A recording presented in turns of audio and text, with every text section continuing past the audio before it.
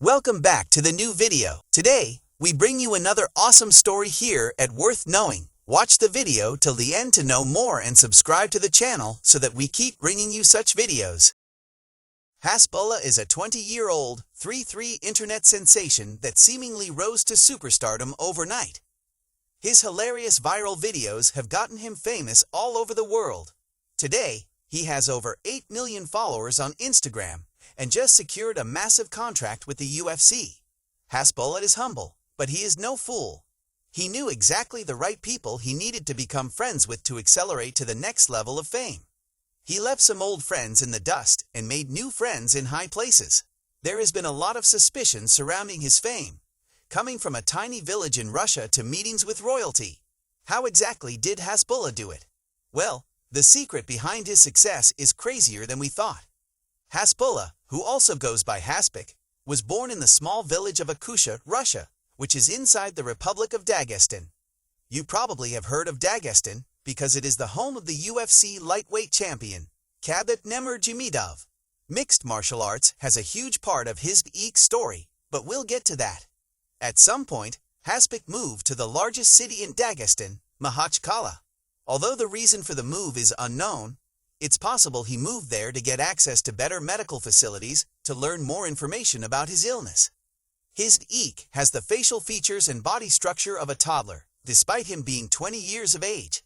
It's likely caused by him being born with a growth hormone deficiency where the brain's pituitary glands can't produce the necessary hormones for a growing human.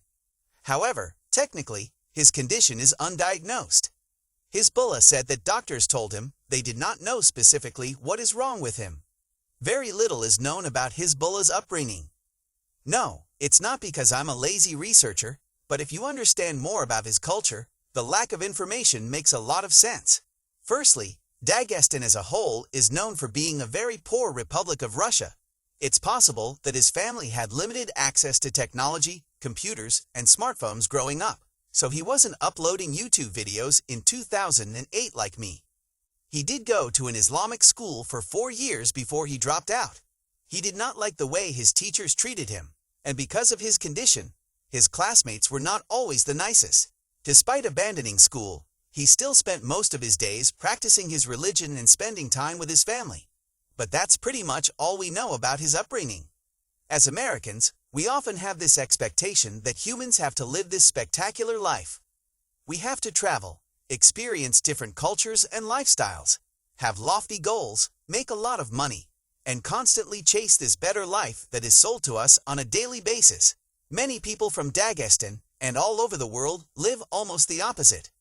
They have a job to help their community. They spend a lot of time practicing their religion. They spend a lot of time with family and usually practice a sport, which for many Dagestanians, their sport of choice is wrestling, which has led to producing some of the most dangerous fighters in the world. Their region may be poor in terms of GDP and other economic factors. However, their culture is rich and their people are admirable. Their life is valued by their relationships with others and their dedication to God. Hasbulla says he never planned to be famous. It just happened. It all started in June of 2020 when he posted a TikTok video of him eating his favorite fruit, strawberries. Simple TikTok changed Hasbulla's life. The video went super viral on the Russian side of TikTok. People were saying he is cute, saying he looked somewhere between 6 and 40 years old, and questioning his condition. The mystery of Hasbulla began. Hasbulla continued to upload videos of him eating strawberries and saying this phrase, turned into a TikTok meme. A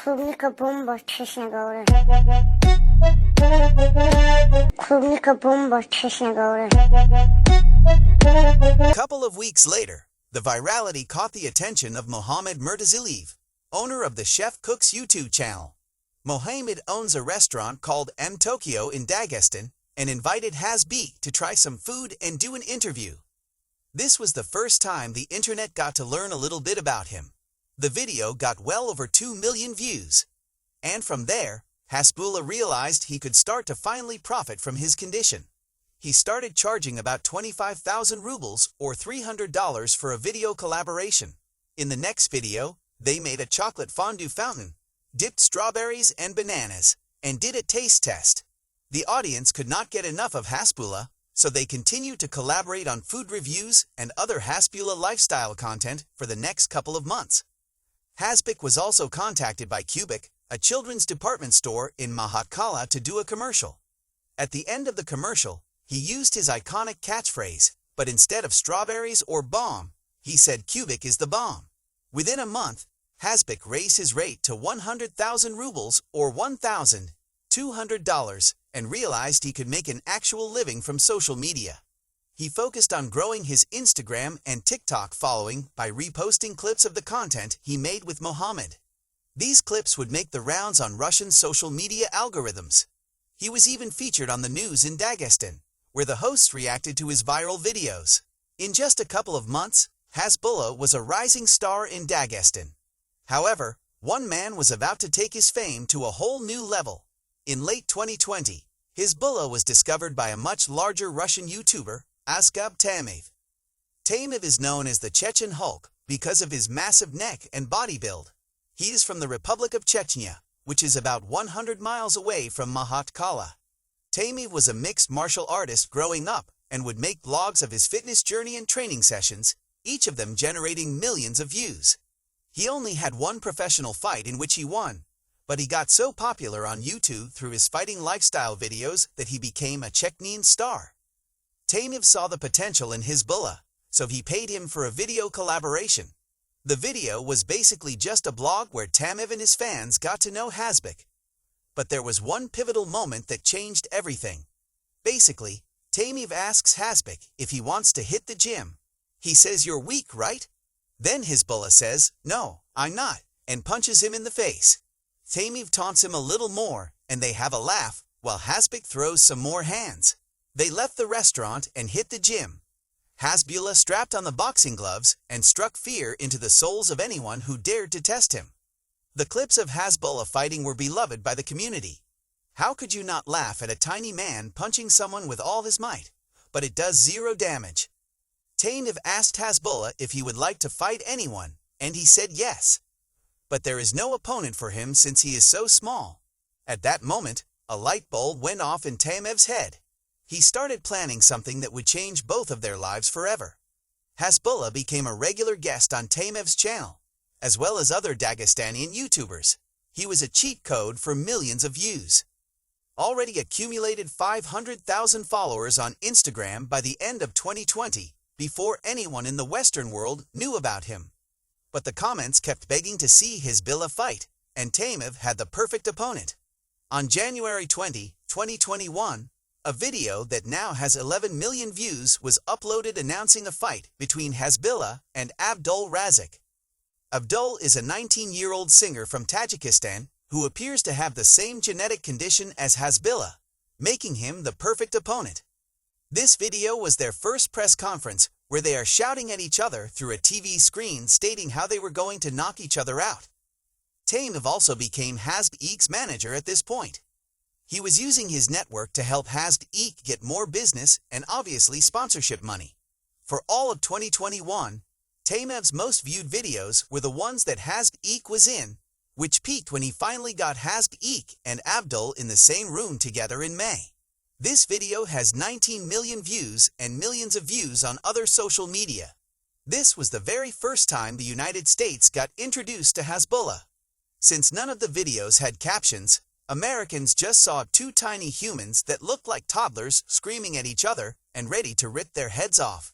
The ridiculousness of these two tiny men getting in the ring together was enough to keep people waiting. Their social media accounts were skyrocketing. This was about to be bigger than McGregor versus Habib. The fight was being hyped up a lot by Tayo. He was posting his training clips. Meanwhile, Hasbulla was going super viral in the USA and getting a lot of new followers. Some of his most famous videos were the ones where he was imitating Habib. His USA audience still didn't know who Hasbulla was, so they gave him the nickname Mini Habiba. It's tough to know how serious this fight was at this point. In the back of everyone's minds, they thought it had to be just a big joke. Hasbulla became a mastermind of social media at this point, fully understanding what types of things people wanted to see from him, entertaining millions with his antics. However, behind the scenes, things were not so good between Tamev and Hasbulla. Close friends of Hasbik were saying that Tamev was taking advantage of him and mocking him publicly. On top of that, Hasbulla was demanding more money, and at this point, Tamev was paying him 100,000 rubles per video. Hasbik said he was not being paid enough by Tamev, and because of the disagreement, they would no longer be working together. Tamev made a response video where he told his side of the story.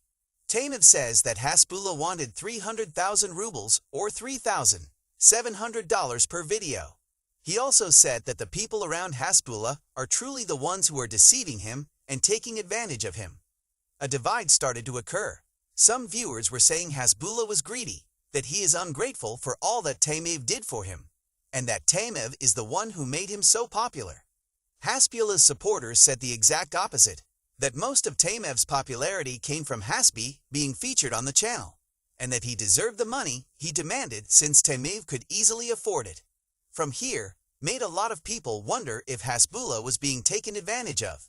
After all, he is extremely vulnerable to abuse and mistreatment due to his size. Luckily, Hasbulla didn't even need his famous friend Tamev anymore, because he made a new super famous friend, Habib Nurmagomedov. Habib and his men took Hasbik under their wing, and I believe this was the key relationship for Hasbulla to make friends in high places. Habib is a Russian and UFC royalty. He is the undefeated champion who has never had controversy and is beloved by the world. Habib doesn't co-sign or uplift anyone other than the people that are closest to him. With Habib's support and connections, Hasbulla was set for life. They brought Hasbulla to UFC 267, where Islam Makhachev defeated Dan Hooker, then celebrated with him in the ring. He even got into an altercation with Abdul Razak while he was there. As far as Hasbik's fight with Abdul, it was now October 2021, and nothing really progressed. Tamev posted screenshots of a private DM with Dana White, where Dana said he was interested in making their bout official with the UFC. However, Hasbulla later confirmed that this was a fake DM. There was no contract and this was just a troll from Tamev. Make sure you're drinking water. Hasbik just kept posting hilarious memes of himself. People doubted that it was actually him running his own page, but it was. He knows that he is a meme. He knows that people love to see him act like a menace, and the more ridiculous, the better. He would jump on trending moments like a picture of him defeating Deontay Wilder, or he would just find himself making the perfect face that would fit the reaction of any weird thing you saw on Twitter. His memes got the attention of Caleb Presley from Barstool Sports, who took his USA fame to new heights. Hasbulla. Hasbulla strikes love and fear through me at the same time. It's hard to put into words why Hasbulla is so loved. He is just packed with charisma and positivity in his tiny body. I think adults just naturally look at children and see bliss and naivety and almost feel jealous of their youth. Hasbulla has that, but he's a fully grown adult, even though some people, like Mike Tyson, treat him like a toddler. The clip is hard to watch. If it isn't obvious, Hasbulla hates being treated like a toddler, but his running around doing completely normal things like driving a car, laughing, smiling, running, and existing are just interesting to us. He represents the innocence and joy we all had at one point. Plus, his life goals are very humble. Hasbi did, in fact, start a booming business. His popularity and affiliate with Habib landed him a 5-year contract with the UFC. Hasbulla leaned into the idea that he would be fighting since that would get more attention. However, he says he doesn't like fighting. Despite him going viral for constantly hitting and punching people, that's just what they demand from him. Most people ask Hasbulla if he can hit them. He doesn't actually want to do it. We would later find out that he is just an ambassador for the UFC brand.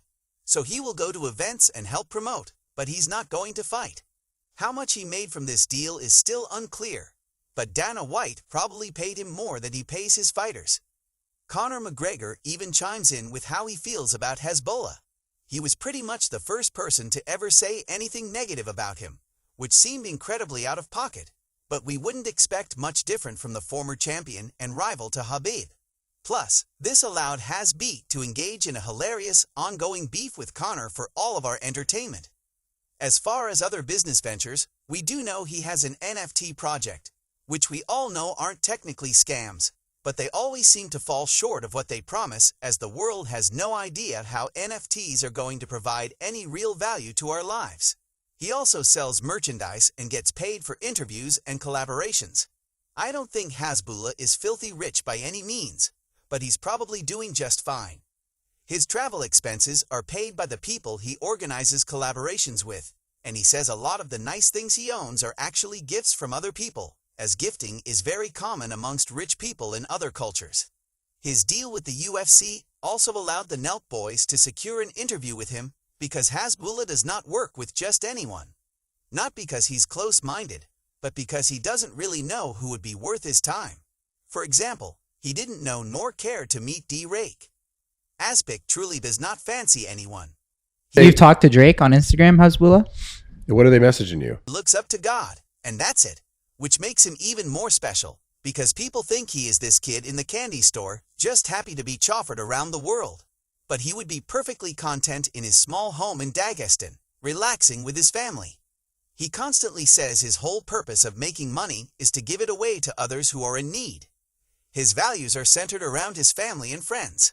But just like anyone else, if you are given the opportunity to travel the world and experience all these exciting adventures just because people want to talk to you, who wouldn't capitalize on that?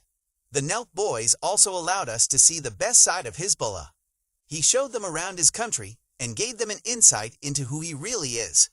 Then the Nelk boys invited him to the USA and gave him some incredible memories. These videos felt very personal. Of course, we got some iconic Hasbulla antics, but it felt like we were experiencing a deeper insight into his life that just made fans love him even more. But sadly, just when the world thought Hasbulla could do no wrong, he slipped up. And one video changed Hasbulla's reputation forever. Haspic decided to film himself disciplining his cat, which consisted of him tugging on its ear and hitting it on the top of the cat's head. One shot with a closed fist, and one open hand slap. And the cat also looks like it's afraid of Hasbulla. The internet got set on fire.